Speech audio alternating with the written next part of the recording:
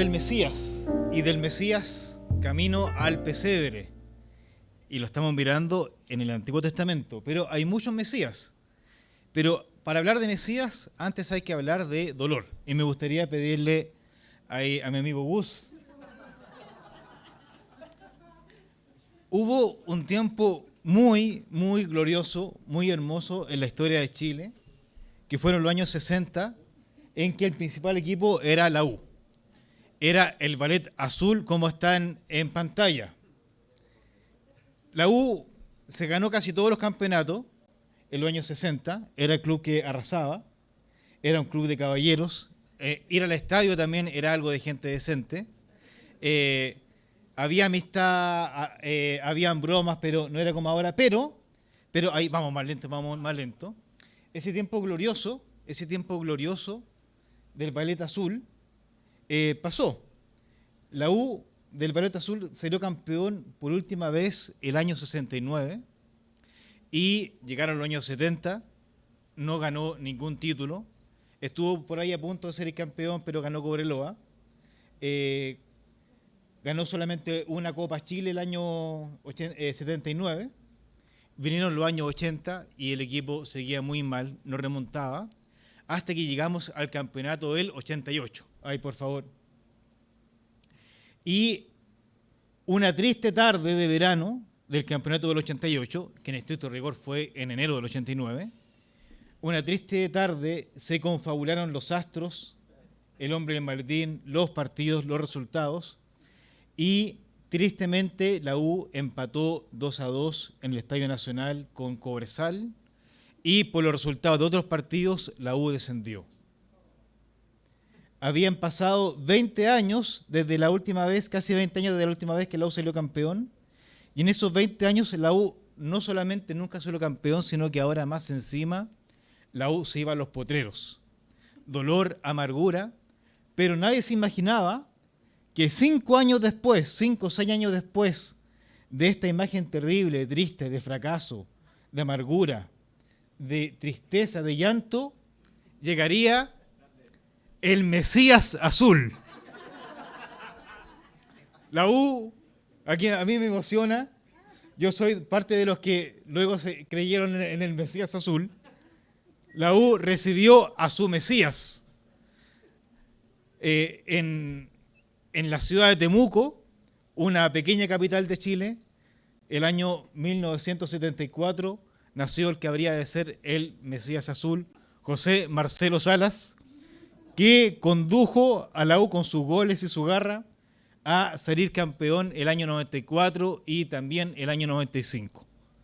Fue algo tremendo, algo místico. Después de 25 años, este equipo golpeado, este equipo derrotado, este equipo humillado, volvió a experimentar la gloria, volvió a ganar los clásicos, volvió a ser campeón de la mano del Mesías Marcelo Salas. Pero, ahí pase nomás, en la vida, en el mundo, siempre estamos anhelando un Mesías. La U anhelaba a su Mesías, lo recibió, y la gente siempre anhela un gran líder, anhela un Mesías. Y muchas veces estos Mesías resultan ser más falsos que un billete de 3 lucas. Espero que a Malcolm y Anselite, que llevan poco tiempo en Chile, no les hayan pasado todavía un billete de 3.000 pesos. Si lo reciben, por favor, sepan que es falso. No existen los billetes de 3.000 pesos. Y han existido muchos mesías falsos.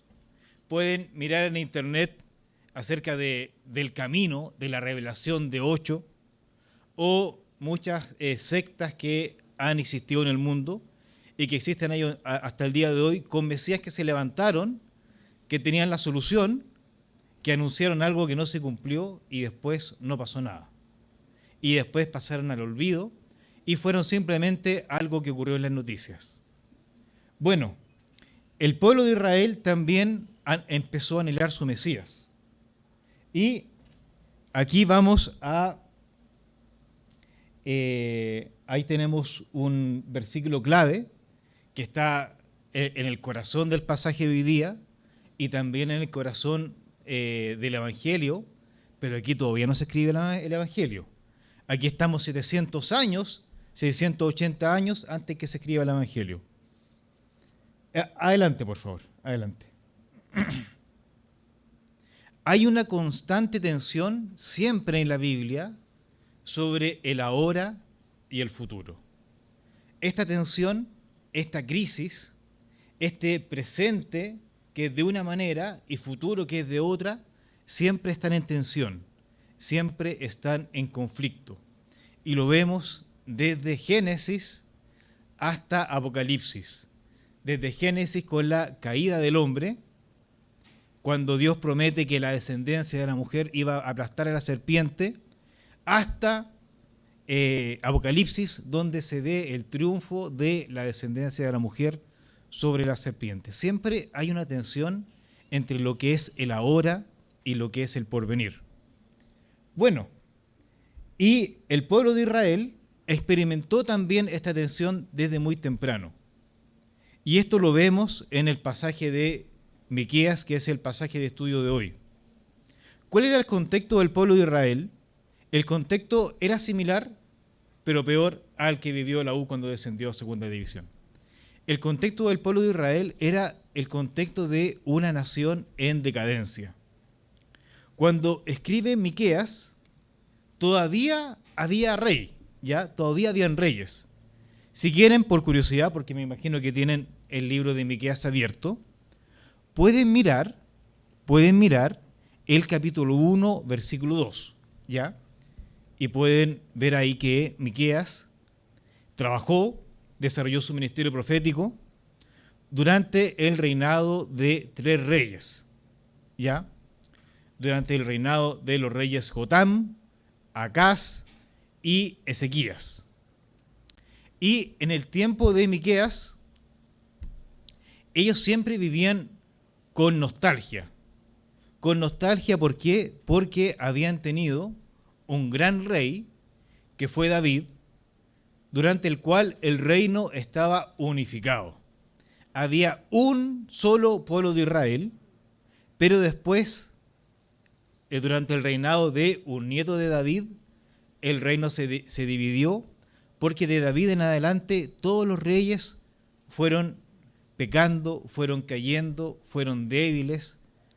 Muchos derechamente renegaron de Dios, fueron reyes opuestos a Dios, y eso originó primero que el reino se dividiera entre Israel, que estaba al norte, y Judá, que estaba al sur, algo así como la división entre Corea. Los coreanos hasta el día de hoy anhelan el día en que vuelva a existir una sola Corea, y hoy en día existe Corea del Norte y Corea del Sur. Acá también existía un Israel del norte, que se llamaba Israel propiamente tal, y un Israel del sur, que se llamaba Judá. Pero ambos reinos eran reinos muy débiles, y el reino del sur, que era el rey que, entre comillas, se mantenía fiel a Dios, ahí estaba el templo, ahí estaba el culto, aún así era un reino decadente, donde a veces habían reyes buenos y reyes malos. Y, por ejemplo, acá está en el tiempo en que predica Miqueas, está el rey Acaz, que era un rey malo, decadente, símbolo de la decadencia espiritual del pueblo de Israel.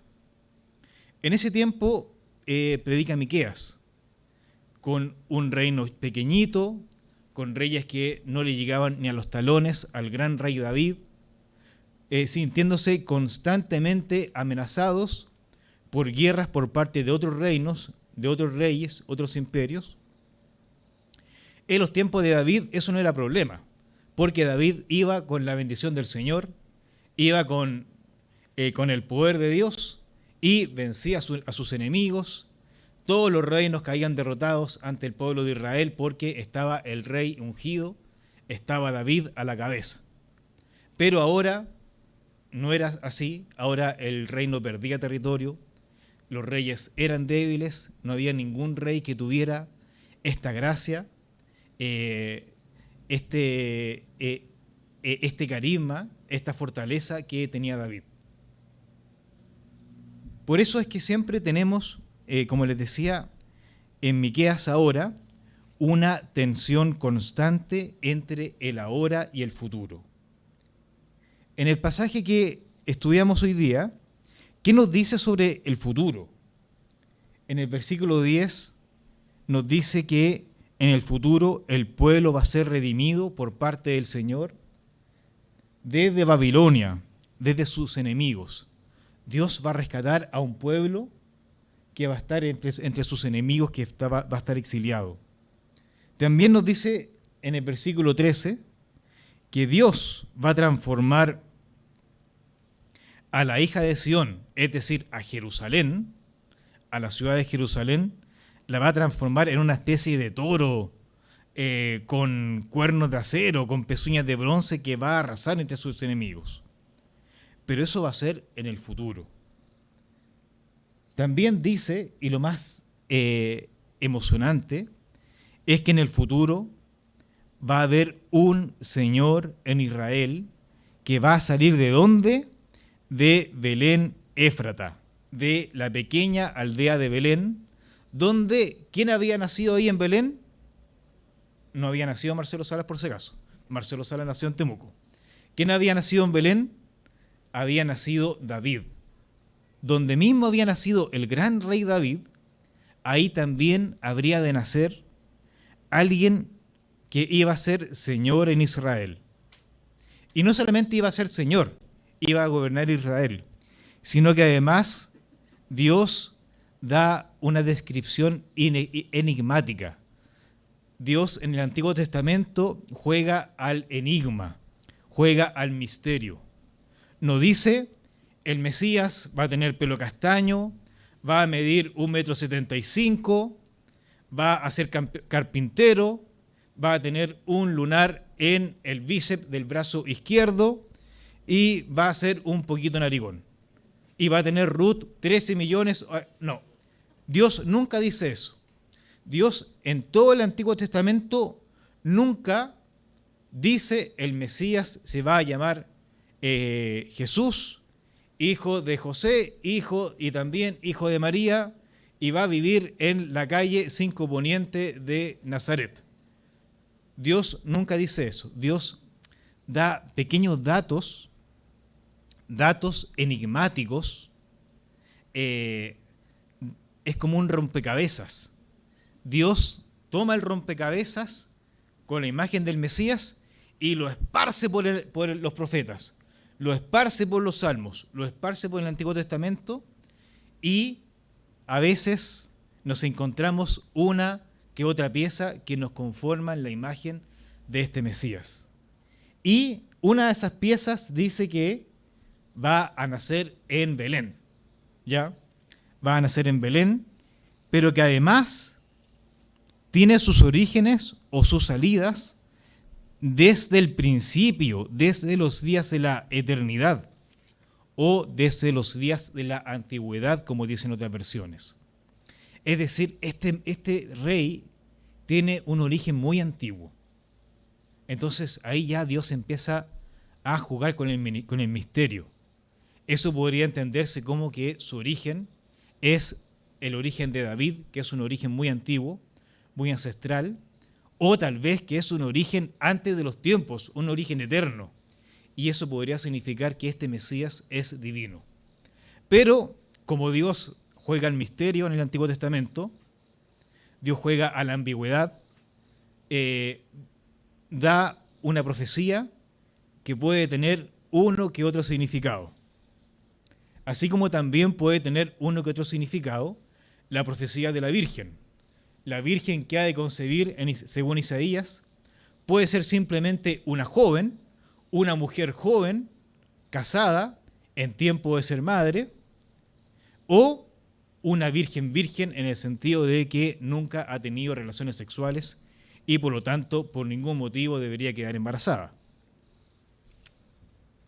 Ya, y para terminar de hablar acerca del futuro, ¿qué nos dice acerca del futuro este pasaje? Que además en este futuro los hijos de Israel, el pueblo apacentado por este nuevo gobernante, morarían seguros, vivirían seguros. Vivirían sin rejas, sin tener que contratar empresas de seguridad, sin temor en sus fronteras. ¿Por qué? Porque el gobernante que saldría de Belén sería engrandecido hasta los fines de la tierra. Es decir, hasta la Antártica, hasta Groenlandia, hasta el Polo Norte, Polo Sur, hasta Chile, por todo el mundo. Pero esto es el futuro. ¿Cuál es el presente? La atención que nos da para el presente. Una lámina más, por favor, mi amigo Gustavo. El ahora. ¿Cuál es el ahora del pueblo, según el pasaje de Miqueas? El ahora es que hay grito, según el 9. ¿Por qué gritas tanto? ¿No hay rey en ti? ¿Pereció acaso tu consejero que te ha tomado dolor como mujer de parto? Hay grito, dice, falta rey, es decir, acá está anunciando que estos reyes débiles incluso van a dejar de estar. Y dice también que ha muerto el consejero. No hay consejero.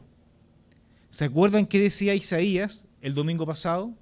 Porque ustedes estuvieron estudiando Isaías el domingo pasado, que el Mesías iba a ser llamado consejero, consejero admirable. Pero acá dice, no hay consejero, no hay rey. La lámina, la del pasado, por favor. Parece que se corrió.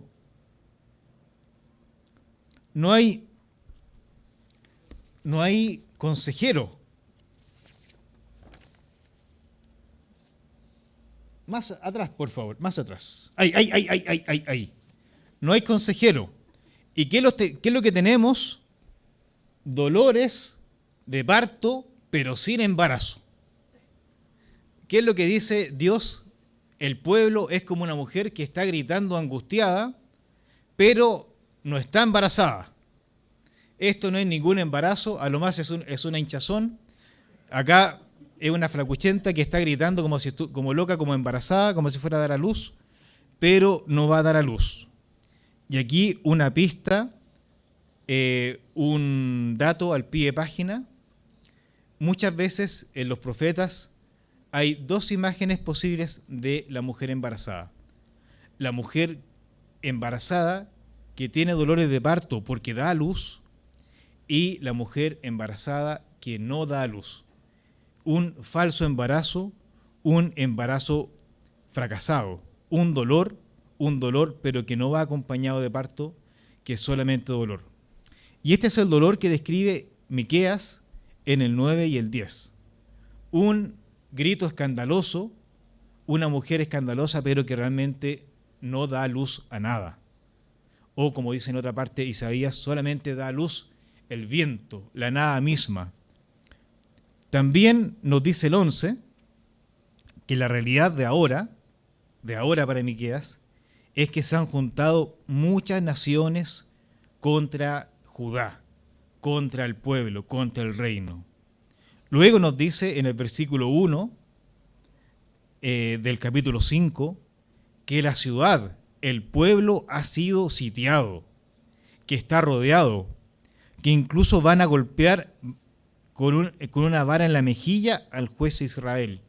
Es decir, que el gobernante va a ser humillado.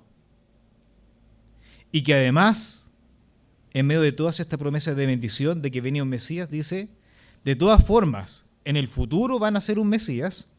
En el versículo 2, dice que saldrá el Mesías, el gobernante de Belén, pero en el 3, ¿qué nos dice?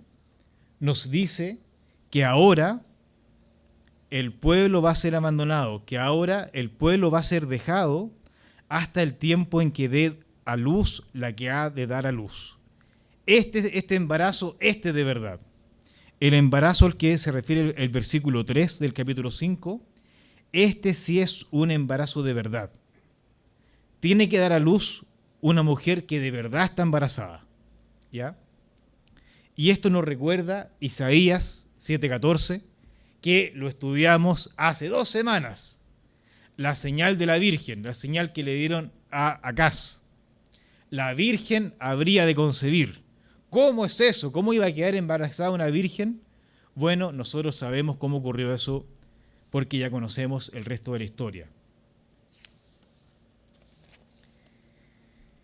Una lámina más, por favor. Bueno, en definitiva, nosotros tenemos en Miqueas 4 grandes tiempos, 4 grandes etapas. La primera etapa, con reyes que no son como David, con un reino decadente.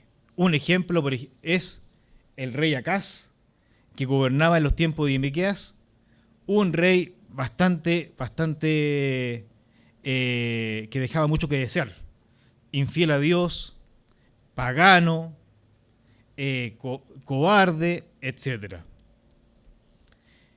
En ese tiempo en que hay un reino decadente es cuando predica Miqueas. Pero después viene otro tiempo. Viene un tiempo en que no hay rey. Y aquí, para que lo entienda el John, si es que escucha o ve la predicación, there isn't king. También para que entienda Malcolm con Anselit. There isn't king. No king. ¿Ya? There wasn't king. No hay rey, no había rey. ¿Se acuerdan cuando estudiamos Nehemías? Nehemías reconstruye ¿qué ciudad? Jerusalén. ¿Se acuerdan cuando predicó Cristóbal Cerón? Y relata el recorrido de Nehemías de noche por la ciudad destruida y que pasan por el sepulcro de David, por la ciudad de David, por el jardín del rey, en una ciudad destruida. Había pueblo ahora, en el tiempo de Nehemías, vimos que había pueblo, se reconstruyó el muro, se restauró el culto, había pueblo, pero no había rey. En el tiempo de Nehemías en adelante, no hay rey, no hay rey. Y eso hizo tomar aún más valor a la profecía de Miqueas y a las profecías de Isaías, que decían que se nos iba a conceder un hijo, que iba a llegar el rey, que sería la tercera etapa. La tercera etapa que nos anuncia Miqueas es que va a llegar un rey, porque la que ha de dar a luz va a dar a luz. Porque, como decía Isaías, la Virgen iba a concebir, iba a dar a un hijo o un niño que se iba a llamar Emanuel, que significa Dios con nosotros. Iba a llegar un tiempo, después de este tiempo triste, en que el pueblo de Israel está sin rey, en que llega el rey, en que un niño nos es dado, como decía Isaías la semana pasada, porque ustedes tuvieron el pasaje de la semana pasada, ¿cierto? Se lo leyeron. En que se nos iba a regalar un niño, Dios con nosotros.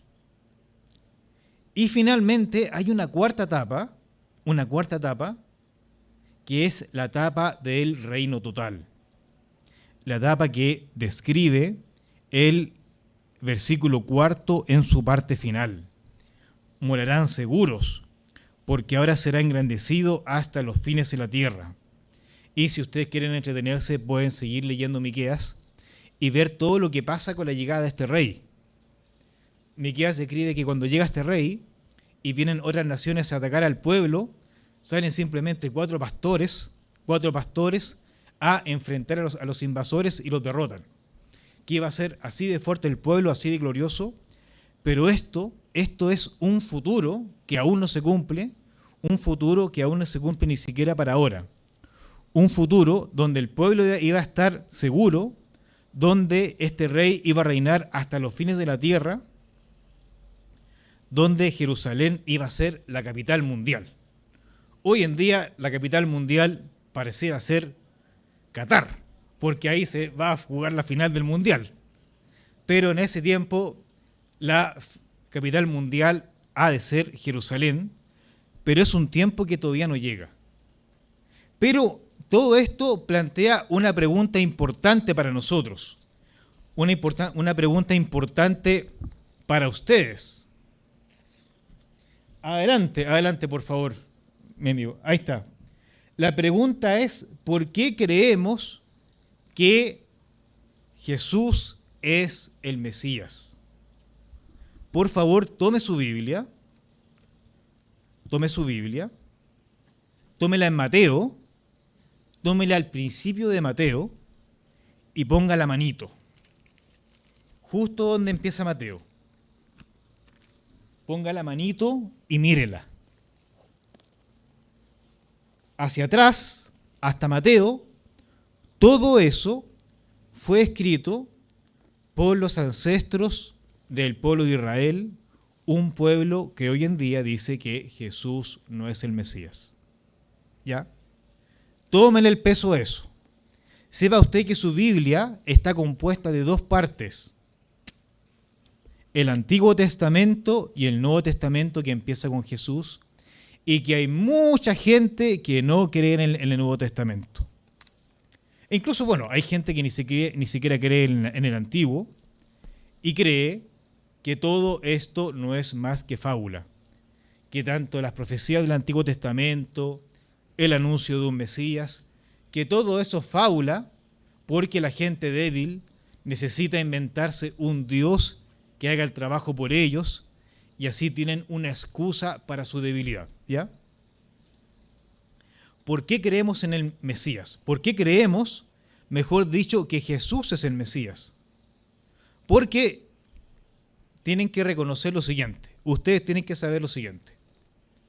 Perfectamente se puede escribir un libro que diga que sí nació una persona llamada Jesús, que nació en la calle 5 Poniente de Belén y que era el Mesías. Y podrían engañar a todo el mundo diciendo, oye, si existió el Mesías, nació en Belén, lo que pasa es que el pueblo no creyó en él, lo crucificaron, pero tiene un montón de seguidores y creemos que es el Mesías. Hoy en día, ustedes, gracias a Internet, pueden buscar en Google los Mesías del siglo XXI. Y hay Mesías muy chistosos. ¿Ya? Por ejemplo, en Brasil hay un Mesías que es el Inri Mesías, que es igualito a Jesús pero viejo. Ahí pueden reírse si quieren entrar. Pero ustedes, a lo que voy, es que intelectualmente tienen que hacerse la pregunta, y la hago en serio, tenemos que hacernos la pregunta, ¿por qué creemos que Jesús es el Mesías? Si la respuesta es, creo que Jesús es el Mesías, porque así me lo han enseñado desde niño en la iglesia, porque así me lo enseñaron mis papás, creo que Jesús es el Mesías, porque son bonitas las historias de Jesús, creo que Jesús es el Mesías, porque Jesús nace en la Navidad y en la Navidad comemos pan de Pascua, recibimos regalos y la Navidad es muy bonita.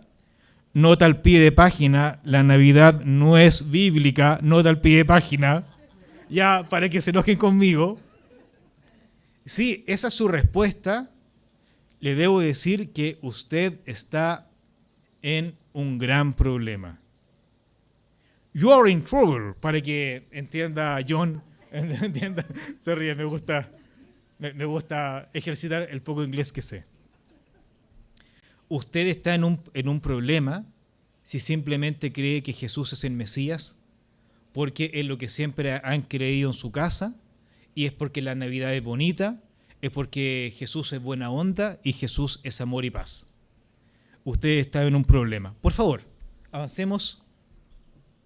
Aquí la mitad del mérito es de quien está en el computador, por supuesto.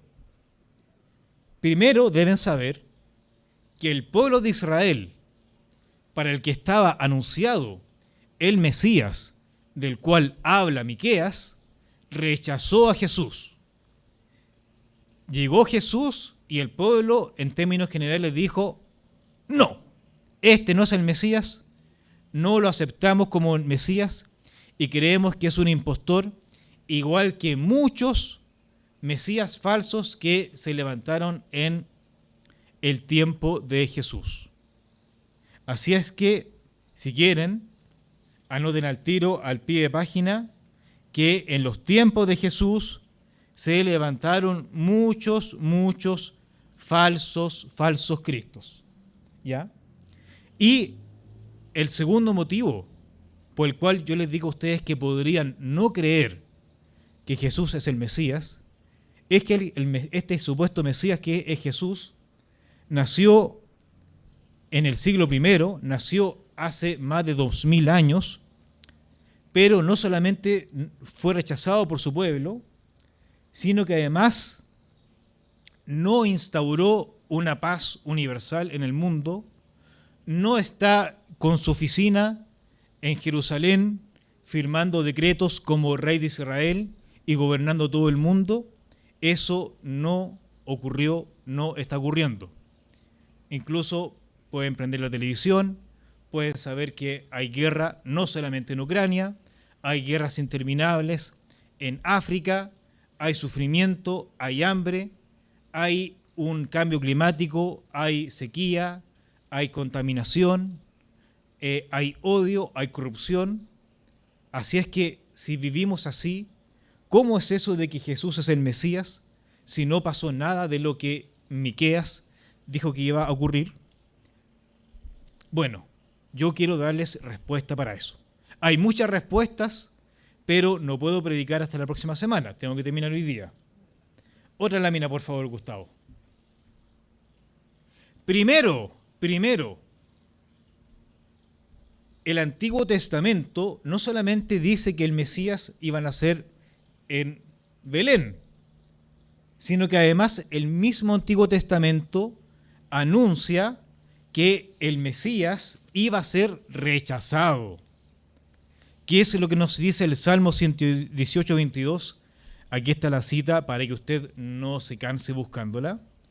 La piedra que desecharon los edificadores ha venido a ser cabeza del ángulo, es decir, ha venido a ser la piedra más importante, la principal de la construcción. De parte de Jehová es esto, de parte del Señor, y es cosa maravillosa a nuestros ojos. Bueno, como este, hay muchos otros pasajes en el Antiguo Testamento que dicen que el Mesías iba a ser rechazado por el pueblo. Obviamente, como ya les dije, no pueden decir el Mesías iba a ser rechazado, lo iba a traicionar un tipo que se llamaba Judas Iscariote, que iba a ser el tesorero, y tal día lo iban a tomar detenido, lo iban a pasar a control de detención en la noche, y al día siguiente lo iban a condenar a muerte, y lo iban a matar crucificándolo afuera a 300 metros del muro del templo. No, obviamente Dios tiene que darle algo de misterio a la profecía y no pone esos datos, pero sí en muchas partes se profetizó que el Mesías de Israel iba a ser rechazado. Una segunda razón por la cual por lo menos yo creo que Jesús es el Mesías, y usted verá si la toma o la deja, es que en Jesús han sido benditas todas las naciones. ¿Qué es lo que dice el Salmo 72? No lo vamos a leer entero. Si usted quiere lo puede leer entero en su casa. El Salmo 72, versículo 17, refiriéndose a un rey que venía en camino, dice respecto de este rey: será su nombre para siempre, se perpetuará su nombre mientras dure el sol. Benditas serán en él todas las naciones, lo llamarán bienaventurado. A lo mejor alguien podría decir, ¿sabe qué? A lo mejor Jesús fue un mentiroso y logró engañar a mucha gente. Puede que sí, puede que no, pero hay un dato objetivo. El nombre de Jesús ha sido bendecido, ha sido predicado, ha sido alabado desde el siglo I hasta ahora. Y donde se predica el Evangelio, donde se predica correctamente el Evangelio, las naciones son bendecidas. Aquí algunos van a decir que no, que la Edad Media, que la Inquisición. Eso fue un tiempo en la historia del cristianismo, y no es toda la historia del cristianismo. Y de una otra forma, la influencia del cristianismo en la humanidad es innegable. Solo basta decir que si no fuera por el cristianismo, todavía existiría esclavitud en Europa, todavía existiría esclavitud en América, todavía existiría esclavitud en todo el mundo. Hoy en día todavía existe la esclavitud, pero es en nada comparado con lo que existía antes de la influencia del cristianismo. Y tercero, lo más importante, porque por lo menos yo creo en Jesús, y tal vez muchos de ustedes, por lo que Jesús ha hecho en nuestras vidas. Porque usted sabe que no basta con que a usted le digan que un remedio para la tos es bueno. No basta con que le digan que la pulsera de los 11 poderes es buena. Usted necesita probar el remedio para la tos y ver si se le pasa la tos. Usted tiene que probar el Ambroxol a ver si es que se le pasó o no se le pasó el Ambroxol con el Ambroxol la tos a los niños.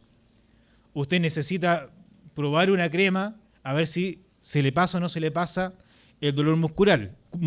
El dolor muscular. Bueno, usted también tiene que poner a prueba a Jesús. ¿Jesús es de verdad o no es de verdad? ¿O es de mentira? Si es de verdad, Jesús va a producir un cambio en su vida. Podríamos decir que en el nombre de Jesús se sanan enfermos, en el nombre de Jesús se resucitan muertos. Podríamos hablar de milagros, como ocurren hasta el día de hoy, sobre todo muchas iglesias con una forma espectacular. Pero lo principal es lo que Jesús puede hacer en su vida o lo que Jesús puede hacer en mi vida. Y yo por lo menos en mi caso le puedo decir que me identifico completamente con lo que dijo Isaías en el capítulo que se predicó la semana pasada, donde dice que el pueblo que andaba en tinieblas vio gran luz y los que moraban en tierra de sombra de muerte tuvieron una luz que resplandeció sobre ellos. Por lo menos yo cuando leo Isaías tengo que levantar la mano. Yo no sabía que estaba en oscuridad hasta que no conocía a Jesús. Cuando conocí a Jesús, ahí recién me di cuenta que estaba en oscuridad y que la luz había llegado a mi vida. Multiplicaste la gente y aumentaste la alegría. ¿Cuánta no fue la alegría de aquellos hinchas de la U que pasaron 25 años sin ver a la U campeón? ¿Cuánta no fue la alegría? Quedaron afónicos cuando el matador Salas le encaja el gol a la Católica el 94, 2 partidos antes que termine el campeonato. ¿Cuánta no fue la alegría cuando en medio del desierto, porque esto también tuvo ribetes bíblicos, fue en medio del desierto, donde muchos hinchas de la U peregrinaron? Muchos peregrinaron por la carretera, durmieron al frío, a la intemperie, y peregrinaron al desierto, a la altura de El Salvador, para ver a la U coronarse campeón. ¿Cuánta no fue la alegría de los hinchas de la U más jóvenes como yo, que gritamos cuando la U le ganó la final del Cotillón a la Católica el 2011, cuando le hizo 5-0 Colo-Colo el 2012, cuando la U ganó la Sudamericana? ¿Cuánta no fue la alegría de Chile cuando... se nos puede enojar la piba. Así que no vamos a mencionar la alegría cuando fuimos bicampeones de la Copa América 2 años seguidos. No, eso no lo vamos a mencionar. No queremos tener problemas con la hermana. Pero una alegría mayor a esa es la alegría de aquel que experimenta el perdón de sus pecados.